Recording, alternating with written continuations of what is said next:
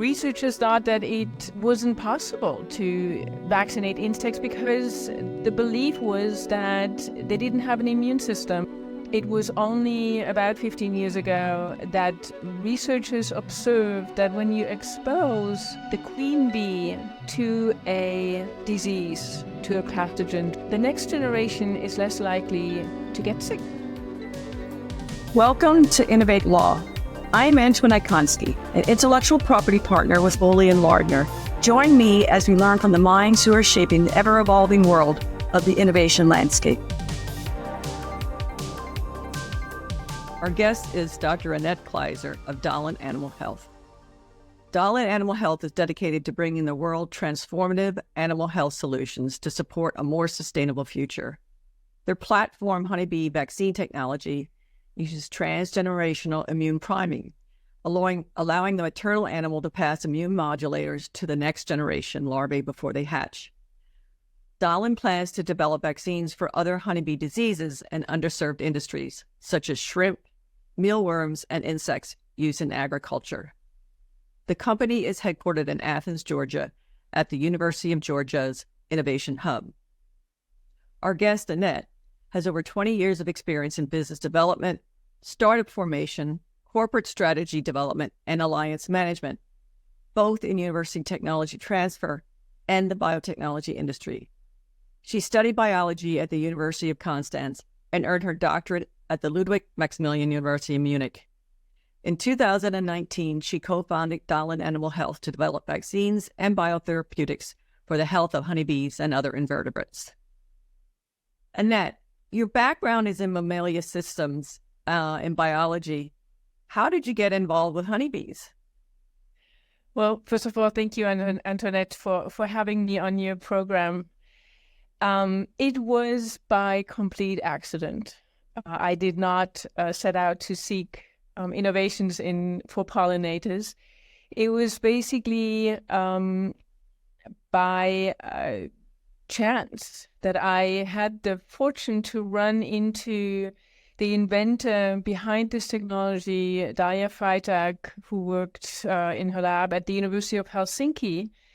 And she told me about her idea and her research for potentially developing an insect vaccine and a honeybee vaccine. And I listened to her story and I looked at her data and I said, well, wait a minute, we all know how important pollinators are. We all know how important honeybees are to our survival globally.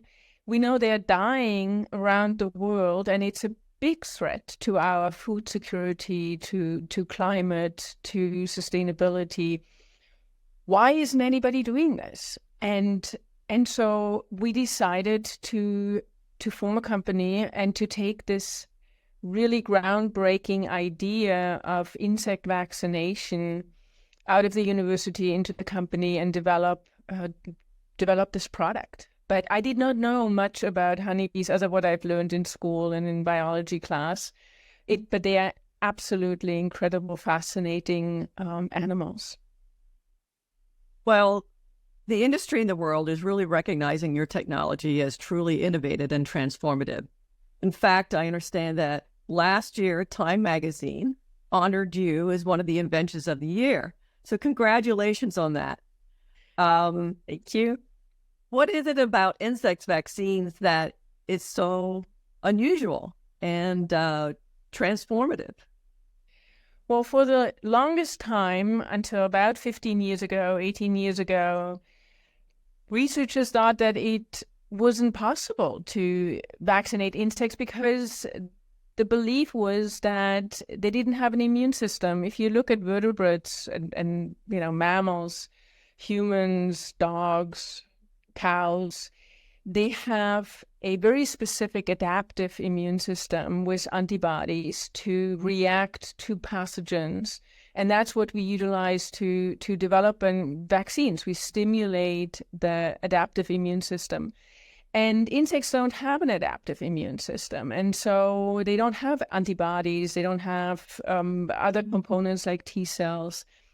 So researchers just put it aside and that, well, if you don't have this system, then it is not possible to activate the immune system, then it's not possible to use strategies like vaccination to protect these animals. And it was only about 15 years ago that researchers observed that when you expose the queen bee to a disease, to a pathogen, to a bacteria or a virus or a fungus that causes disease, that the next generation is less likely to get sick from that disease. So they say, well, something is clearly going on here. Somehow the maternal insect can pass on information about a disease in the environment to the next generation and thereby protect the colony from disease. And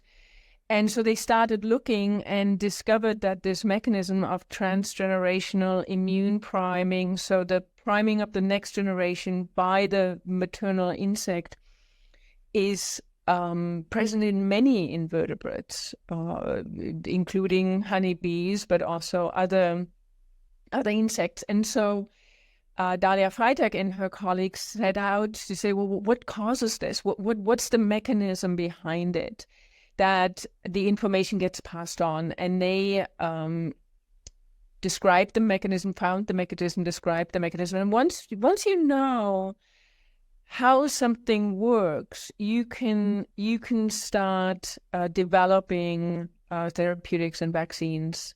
So that's really great. Now, when I go to the doctor to get a vaccine, I get a shot in the arm, or when we had, years ago, we had polio vaccine, we all got on a little sugar cube. Do you catch these bees and give them little shots, or how does this vaccine administer? Well, it is more closely resembling to the polio vaccine that you mentioned before an injectable version was developed. So when it was given, when I was a child, it was given on a sugar cube. And so this is very similar here. We don't have to catch the individual bees. I mean, there are 30,000 or 80,000 bees in a colony, but we have to catch the queen. And the queen is traditionally, this is what beekeepers do around the world. Before a queen gets introduced into the colony to build up the new colony, she's caged in a what's called a queen cage with some attendants, nurse bees that travel with her into the new hive and feed her. And they feed her royal jelly. And they make the royal jelly by eating a sugar paste. It's called queen candy that is with the queen and the attendants in this little cage. And we just mix our vaccine, it's a liquid, into the sugar cage, and the nurse bees take it up, digest it, transport it with the sugar into the gland that makes the royal jelly, and then feed the vaccine, which is in the royal jelly, to the queen. The queen takes it up and transports it stores it, and then transports it into the ovaries, and the larvae, or the developing larvae in the eggs, are exposed to the pathogen, or the pieces of the dead pathogen.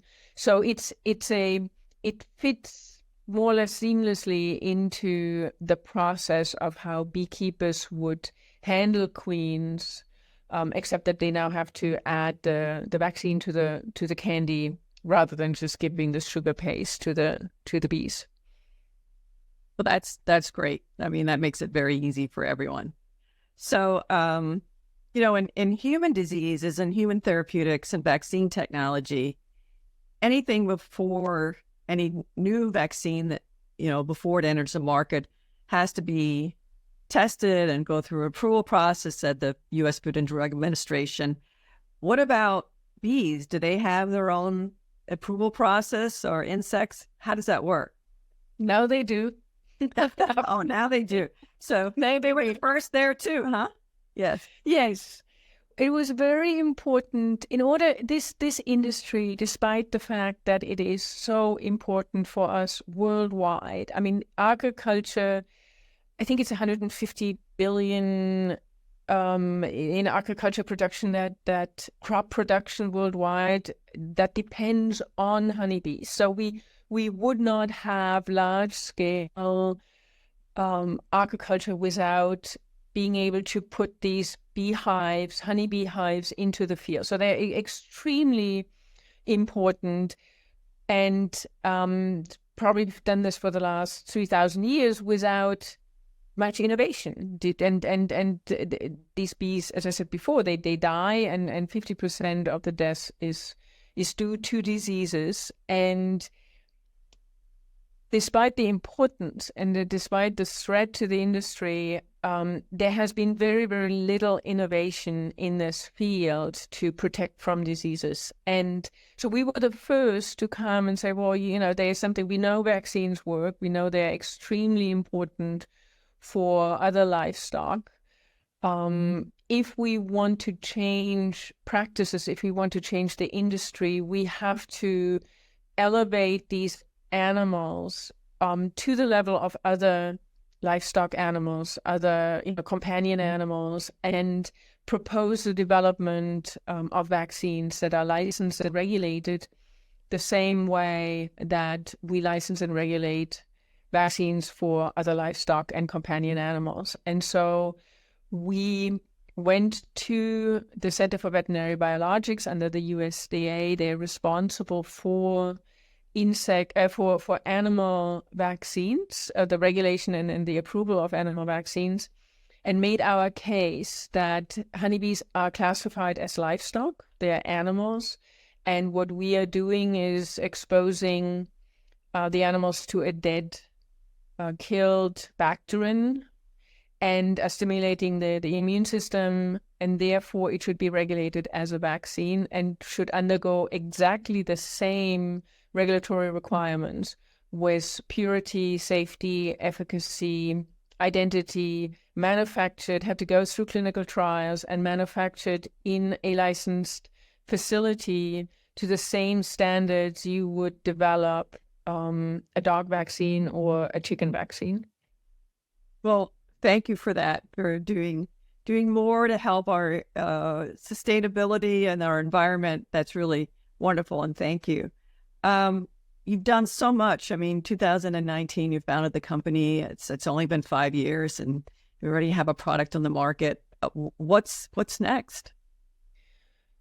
Well, as you alluded to earlier, this is the first vaccine. It's a big vaccine. These diseases are global pandemics. Bees are shipped globally. They're traded globally due to their importance. And if you don't have vaccines, we've all learned this in the pandemic, diseases spread extremely fast throughout the world, and then you have a pandemic. And that's the same with honeybees. These diseases are global, whether they're, this American foulbrood, despite its name, this bacterial disease is a global disease. It exists in every country around the world. So beekeepers have to struggle with it.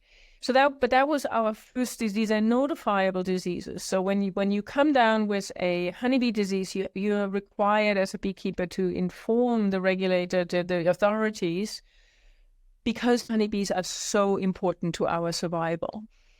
And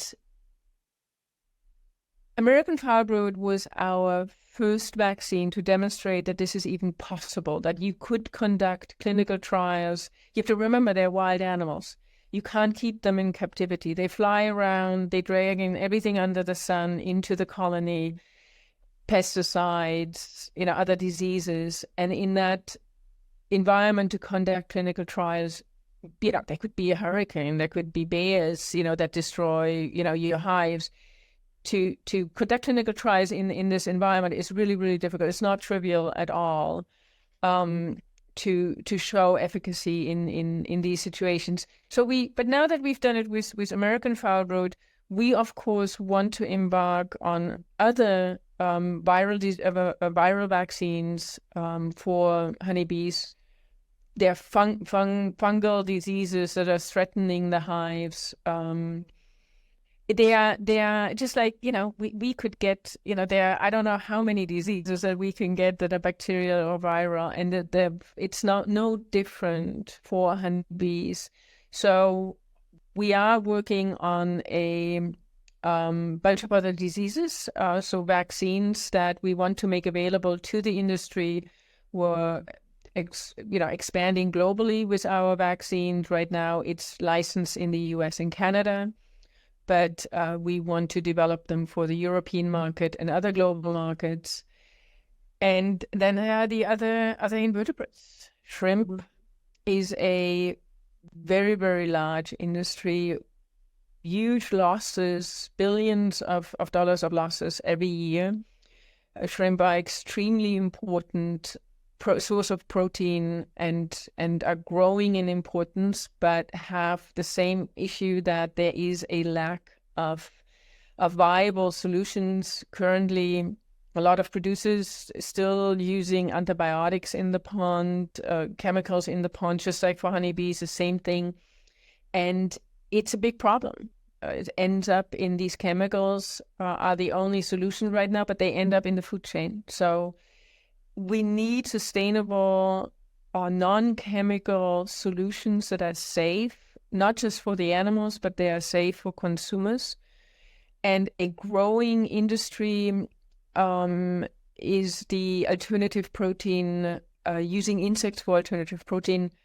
Right now, it's particularly for animal feed, use in animal feed, but also human foods is becoming more and more important to lower our carbon footprint, to have other sources of protein. But again, the moment you start farming animals at large scale, or the moment you put humans in close proximity, whether it's on an airport or in a supermarket, if you don't have means to prevent diseases, you will have a situation where you can rapidly spread and can rapidly cause severe impact and harm to the populations, whether it's the cattle. In most livestock, it's routine. It's routine that the veterinarian will come by and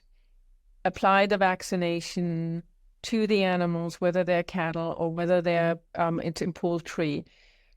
You cannot have an organic egg or organic milk from an animal that was treated with chemicals. If you want to biologically help prevent the diseases, you need to vaccinate the animals. You need to vaccinate the hens and you need to vaccinate the cows. And the same has to be true at some point for these other really important animals that we depend on. Well, just once again, that's so remarkable and amazing, very groundbreaking. Thank you for sharing with us today. But if someone wants to find out more or learn more about your company and your research, where should they go? Well, thank you. Yes, Dalan.com on our website. You can find a lot of information about the company, but also the diseases, our patient. And follow us on social media. We're out there and would love to educate people about this really important field that is going to grow and become really more important. And for us, adding these animals to animal health is really, really important. Well, thank you for being our guest today on Foley and Lardner's Innovate Law. And I look forward to hearing more of your discoveries and accomplishments in the future. Thank you so much. Thank you, Antoinette. Thank you for watching Innovate Law. We hope you found our discussions enlightening and inspiring. Join us next time as we continue to explore the latest trends and share compelling stories on the cutting edge of innovation.